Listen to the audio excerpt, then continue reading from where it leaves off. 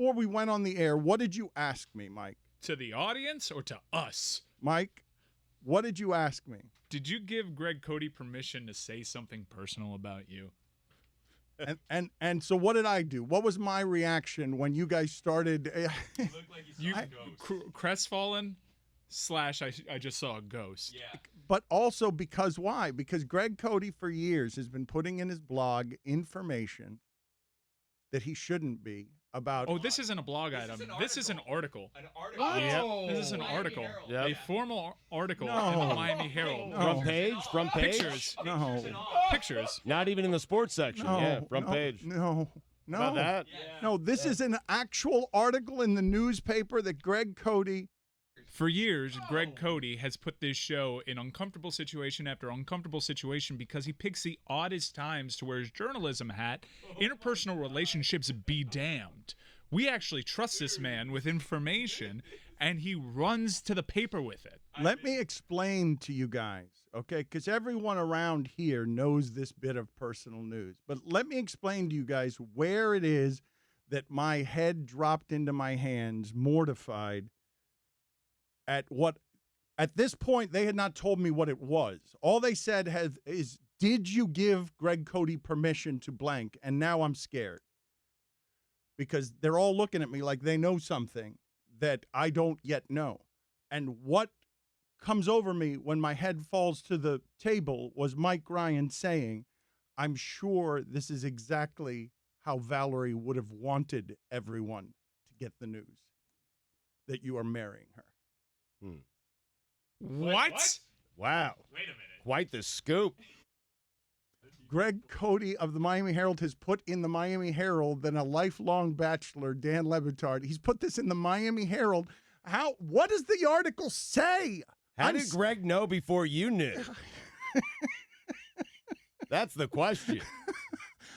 Investigate that. How? I am scared. I am scared. Should we just read the article? Who's going to read the it? article? Well, I mean, clearly, a lot of people have read it. Yeah, I'm getting, my texts are blowing up. I'm getting a lot of congratulations as Greg Cote, without my permission, has reported something that very few people knew. Greg is a mercenary. Wow. Yep.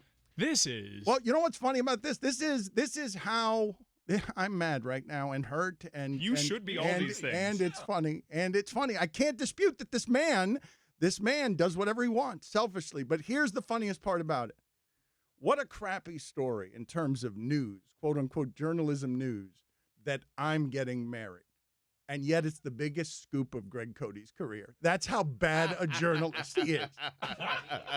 Dan, did he ask you for permission to do this? Unbelievable. Did he ask you for permission? Read the article to me. Did he ask Read you? the article. I told you he's been trying this. Didn't I tell you this, or did I not tell you this? The other day when we were talking about his retweets and the idea that he treats me like a 13-year-old boy, he's been threatening to report this on me for days, and I'm like, you wouldn't do that. He's been threatening me. Blackmailing you? He's just been telling me that I'm going to report this story. Apparently he would because he did. What? Did somebody have you read it yet? No, I'm retweeting I'll it read right it. now. Yeah, Billy will read it. Did he feel the pressure? Did someone else know this scoop and he had to beat them to it? Was Barry Jackson of the Miami Herald going I told to him, report I this? think it was last night, I'm yelling into a phone telling him, don't report that. I'm guessing he had an inkling that Dave Hyde had found out, and he wanted to. Yes. Well, but that's the joke I was making to him last night. I'm like, don't report that. Do you think Dave Hyde is down on that? Like, is he chasing that story? Nobody's going to beat you on that story. Let me announce it my way. There is major personal news for ESPN's Dan Le Batard. He's been keeping it secret. Here it is. That's the headline. Wait a minute. There is his son, of course, laughing harder than anybody at what a jerk, a journalist, jackass his father is. One of South Florida's most steadfastly unmarried men, a guy People magazine once called one of America's most eligible bachelors, is available no more. Dan Le Batard is off the market. Wow. The popular Miami-based ESPN radio and television host, who just signed a 4-year contract extension with the network. He's covering me like an athlete. Why is he talking about you like he doesn't know you? He's covering me like an athlete who just signed a 4-year extension. Recently became engaged to his girlfriend of 2 years. Valerie Scheid. They plan to marry in late 2009. 4 years. Or 2019, sorry. Le Batard, former Miami Herald sports columnist, has not yet announced his engagement publicly on either of his ESPN platforms. Stugatz just texted me congratulations. That's a big day. Stugatz just texted me congratulations right now while sitting next Big to me day, and big hearing day. this story. And I'm going to text Greg congratulations for breaking the story. Scoop of the air.